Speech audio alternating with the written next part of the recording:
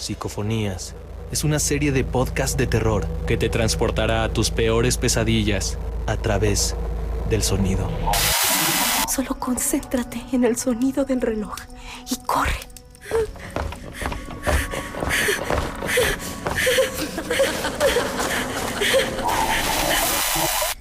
¿Y si todos los niños sin papá están malditos?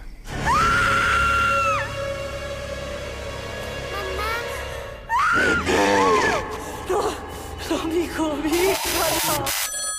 no. 066, ¿cuál es su emergencia? ¿Perdón?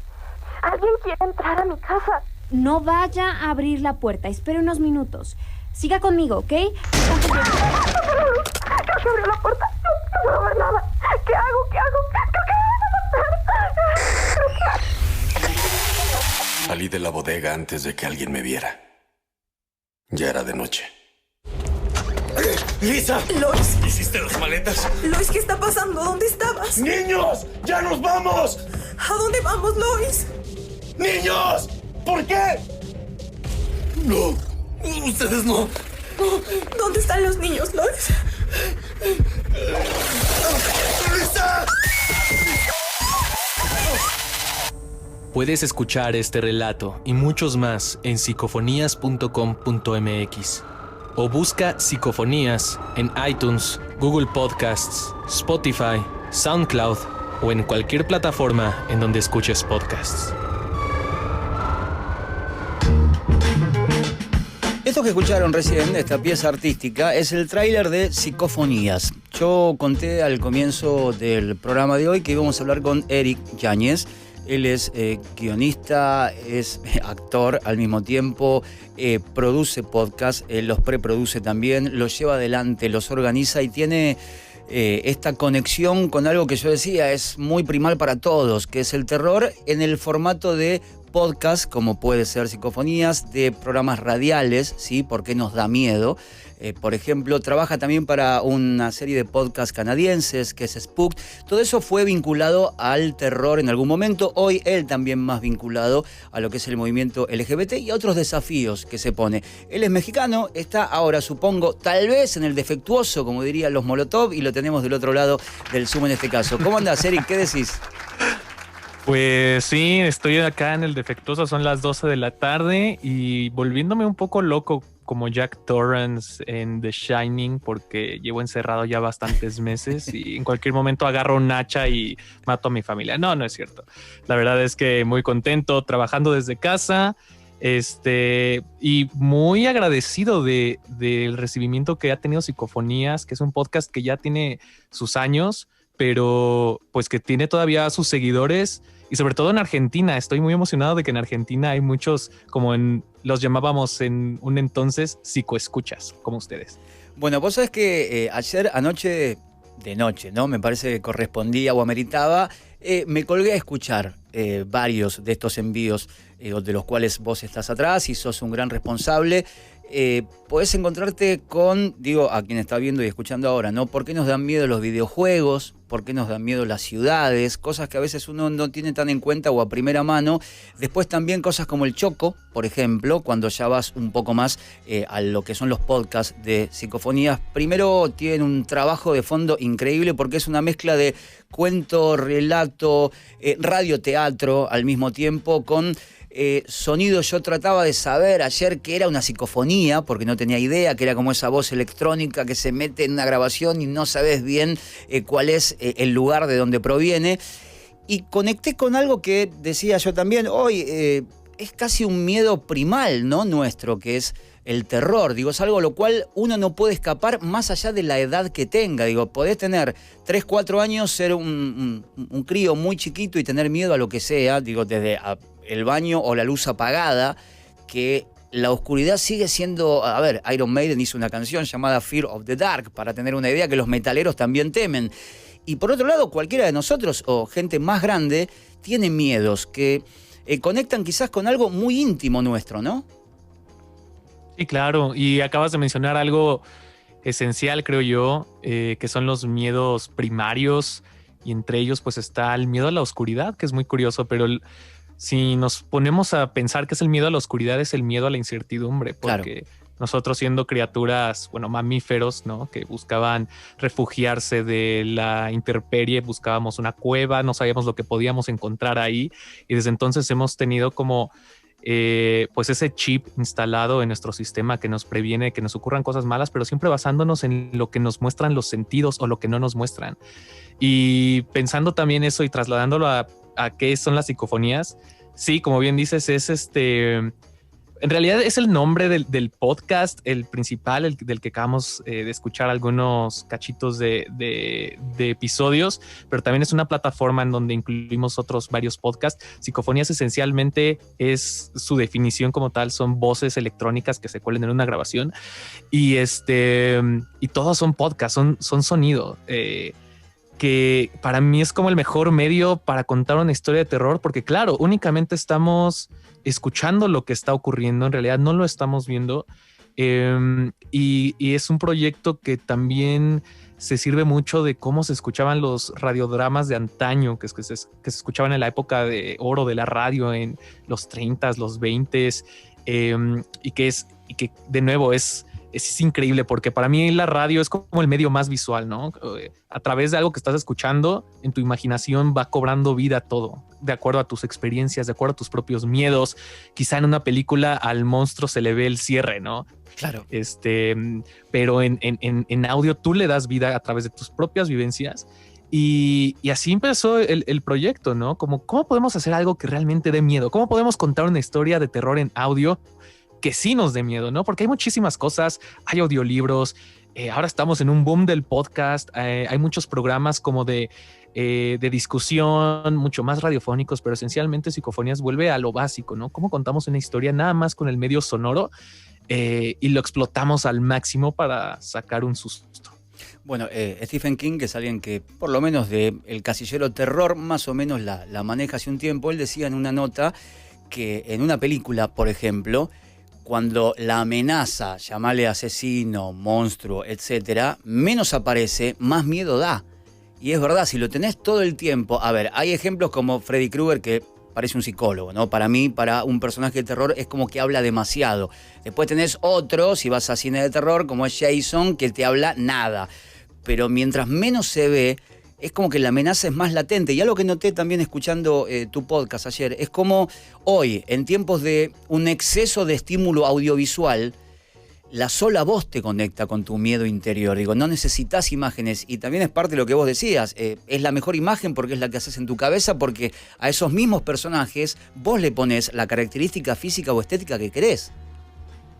Sí, y no solo eso, o sea, ¿cuál fue nuestro primer medio para explicarnos la realidad antes de que existiera la ciencia o antes de que pudiéramos comprobar cosas, ¿no? Que no entendemos?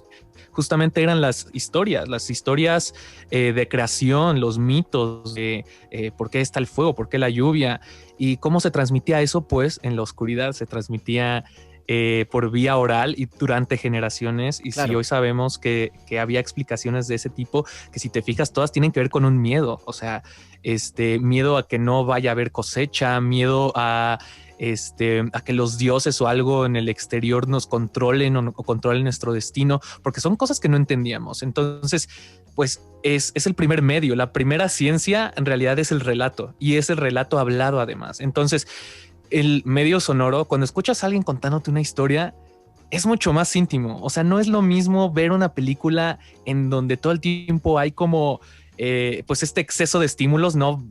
Yéndonos más lejos del hecho de que estamos pegados a nuestros teléfonos todo el día y a las pantallas, pues es despegarnos un poco y volver justamente a la forma más primigenia del miedo y la forma más primigenia de contar historias que tienen que ver con el miedo.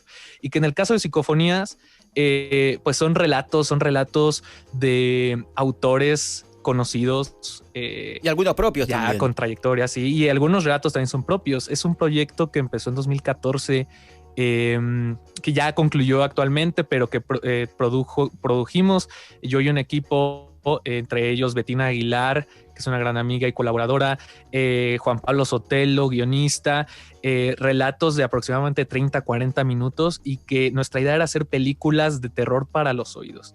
Entonces tenemos adaptaciones de Edgar Allan Poe, de H.P. Lovecraft, de Clive Barker, que no solo es creador de Hellraiser, sino también una gran serie de libros que se llama Libros de Sangre, tanto como relatos originales, y Bueno, que todos están atacan como los niños del las maíz fibras también. sensibles.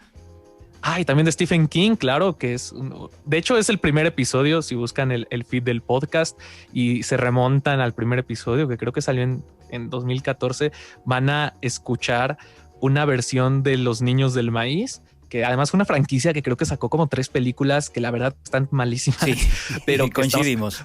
particularmente orgullosos de esa historia porque pues es la historia de una pareja que se va de viaje, como que se les está desmoronando el matrimonio y quieren reconectar, y acaban en un lugar aparentemente deshabitado en medio de Nebraska, pero poco a poco se van dando cuenta que es un pueblo que es habitado únicamente por niños, y no solo eso, sino que son niños que tienen ahí un culto muy extraño. ¿Por qué no hay adultos en la ciudad?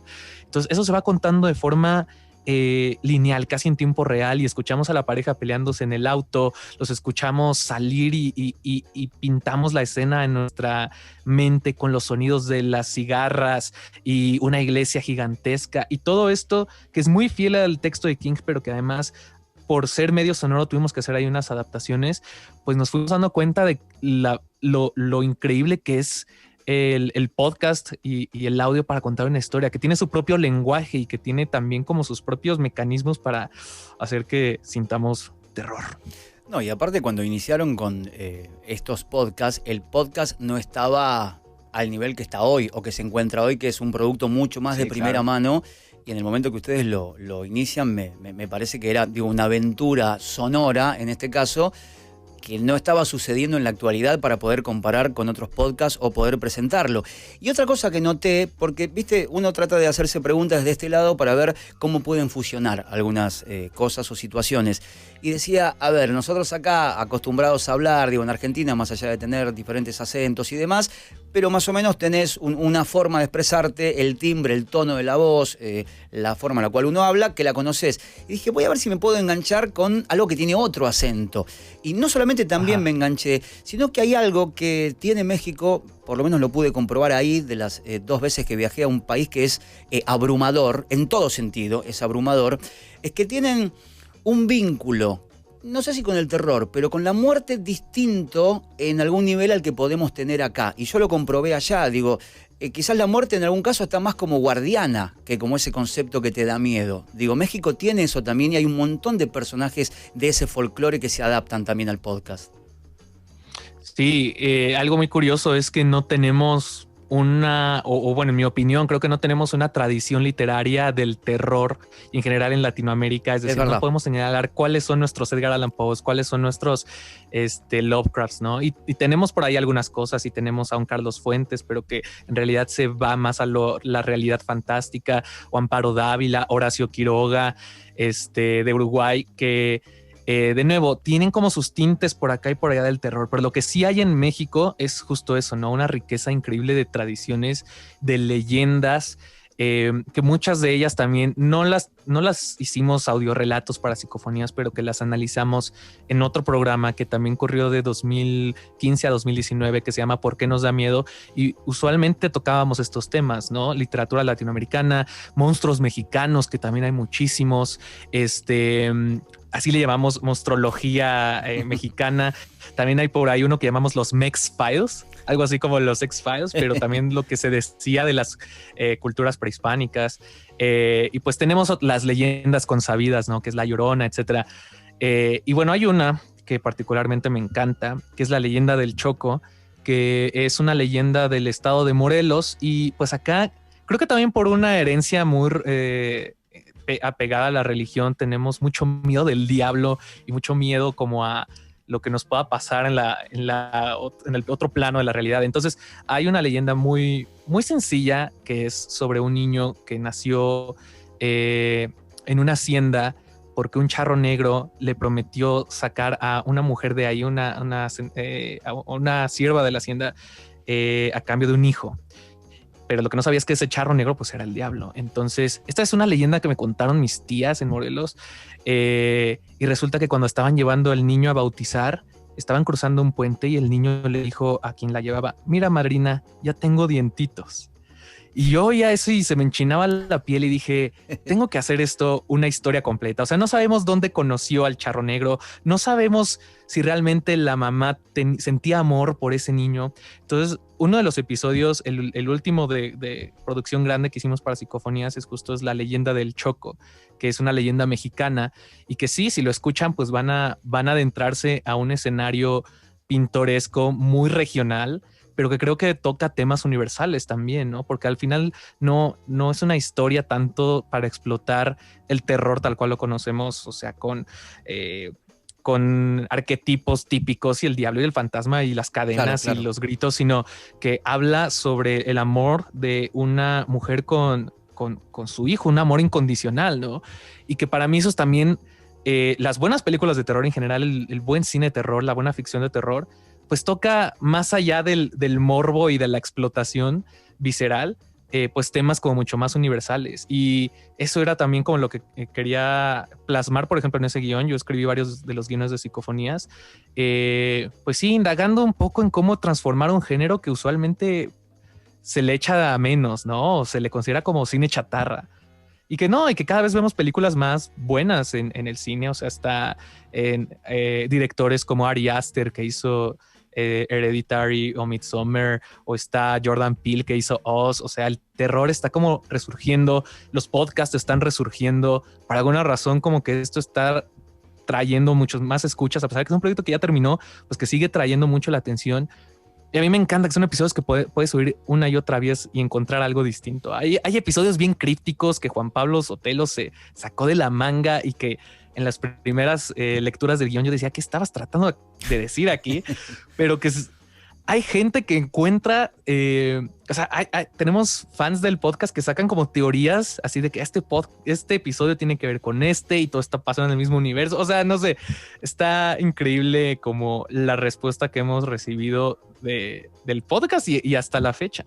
Estamos viendo ahí, mientras estamos scrolleando, digo esto para quien esté del otro lado, si se interesa, se puede meter en psicofonías.com.mx y se van a encontrar con todos estos capítulos: El infierno, Traficante de cadáveres, ¿qué más? El Choco, el que mencionabas vos recién, para los escuchas, El ahorcado, que están llevados de una manera atrapante, realmente muy atractiva y muy atrapante, y si lo enganchan de noche, obviamente que es el momento del terror, muchísimo más. Y quería comentar algo sobre lo que vos decías, que me estaba dando cuenta ayer con mi hijo de 11, vimos una película de terror, la verdad no recuerdo el nombre ahora, no digo tan mala, pero de esas películas que no tienen sustancia, porque el cine de los Estados Unidos de terror, no sé si de bajo presupuesto, pero sí más simple de hacer en los últimos años, unos cuantos años, creo que desde Sé lo que hicieron el verano pasado en adelante, es hacer las películas de terror con jóvenes muy lindos, bien parecidos, casi el estereotipo del norteamericano, que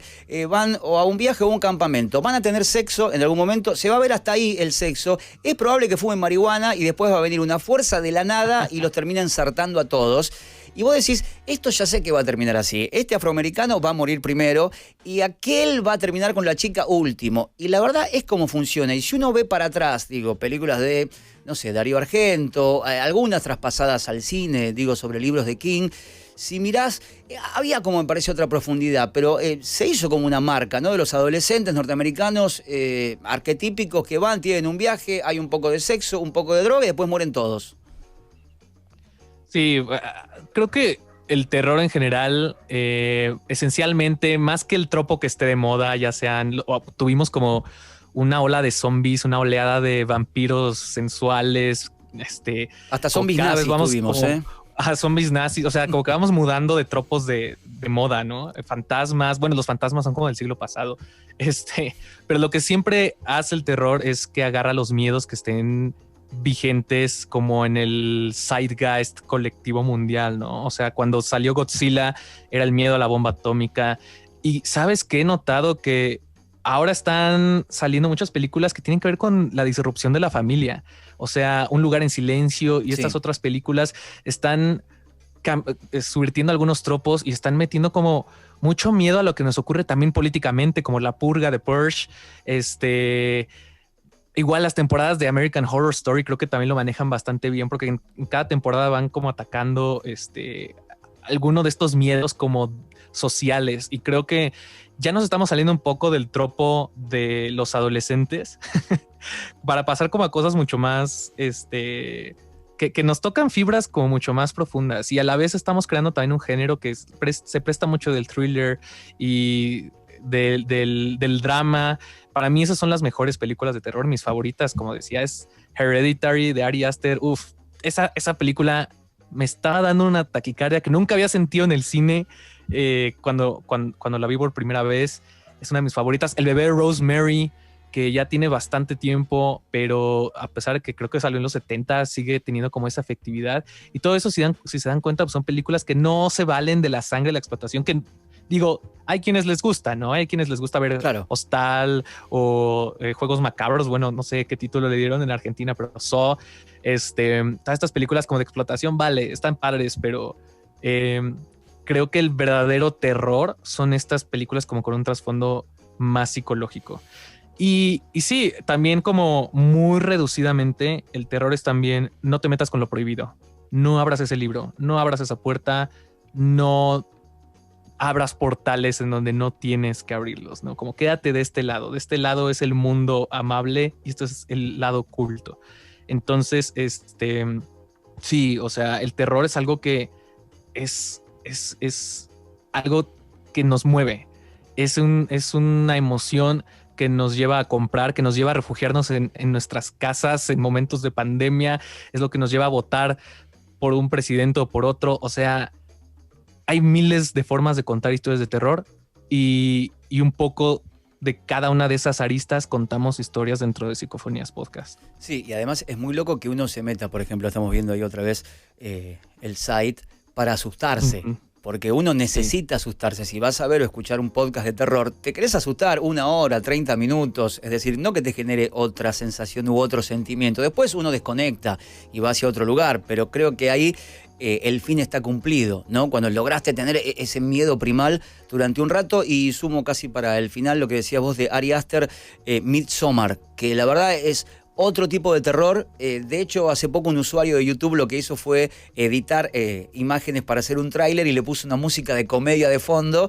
Y si la ves bien y no sabes de qué trata la película y que no es tan perturbadora, decís, mira, una comedia de unos chicos que se van a Suecia y se encuentran con una especie de comunidad en medio del campo. Bueno, la pueden ver por ahí, que también lo hicieron trasladado al estilo de Wes Anderson, digo, si quieren pegar una miradita ya que hablamos hoy de él. Eric, te hago la última y te agradezco muchísimo, digo, todo este tiempo que estás acá. Sé que estás haciendo cosas nuevas también. Se pueden meter, escuchen Psicofonías, la verdad se van a pegar un susto lindo, un susto por lo menos primal, que era lo que veníamos charlando.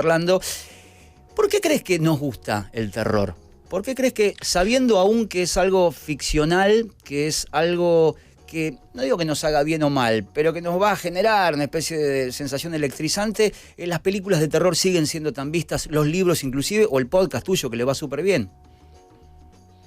Pues me remito a un gran video que está en YouTube. Es un canal muy bueno que también a mí me encantan las cosas de ciencia. En donde se preguntaba el quien lo conduce, se llama Vsauce el canal, no recuerdo el nombre del host, pero tiene un video sobre por qué somos mórbidamente curiosos, ¿no? Y que nos remite a esto, ¿no? ¿Por qué nos gustan las emociones fuertes? Porque vemos una película de terror. Y al final del día creo que es una especie como de entrenarnos para los miedos reales de la vida.